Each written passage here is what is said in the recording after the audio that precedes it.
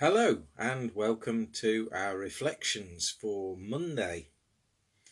It's a pretty grim day as I look out at the weather, looking out of the study window here, seeing more of the fence that's blown down, different fence this time, and it just seems wet and horrible and miserable, and I just wonder how you're feeling at the moment.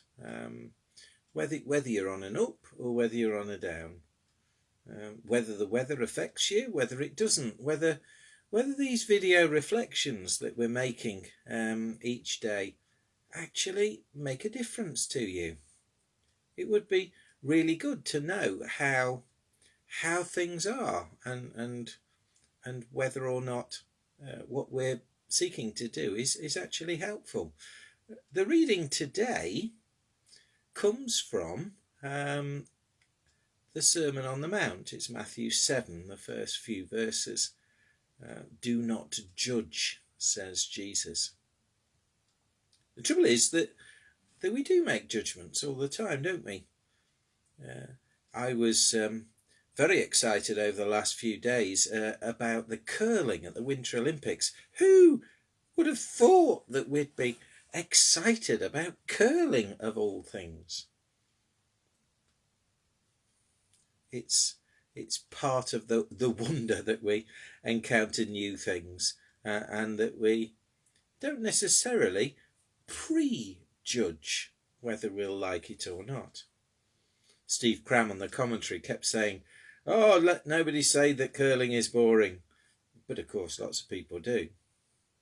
We make judgments. Sometimes we make prejudgments or prejudices, as a similar word has it.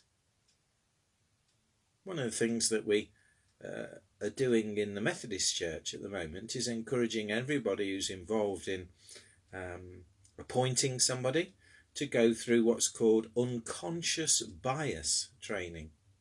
That deep within us there's all kinds of stuff that means that we prejudge whether or not we will like or not like someone, whether they will be good or not good at their job. It's another instance of judging before we know the facts, before we've met the person, taking into account all kinds of things that aren't fair to take into account. Do not judge, says Jesus. And yet we do all the time, don't we? And I'm sure that actually what Jesus is saying is not don't form opinions. Of course we'll form opinions, and sometimes there'll be good ones and sometimes there'll be not good ones, but we do it all the time. Nor is he saying don't become a magistrate and sit in court and form opinions legally.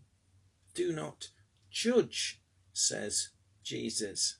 Not in that sense of weighing up the pros and the cons and actually forming a judgment. Jesus is saying don't judge. So what is actually Jesus saying here?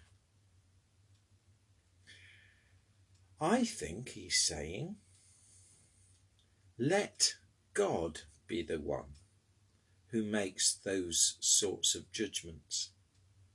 Don't you worry about whether or not somebody is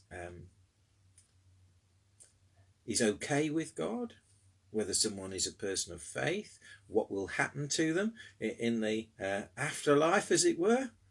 Don't make those sorts of judgments. That's God's business. Instead, you look after the things that really matter here, which is about getting along with each other. The problem is that we do make prejudgments about people. Sometimes we make unfair judgments about people. Sometimes we might even be tempted to make eternal judgments, as it were, about people. Jesus says, don't concern yourself with that. consider instead the real things that matter. The world, the people, the responsibilities that we have. There's lots and lots of things for us to concern ourselves about. But making those sorts of judgments isn't one of them. Go well, and don't judge today.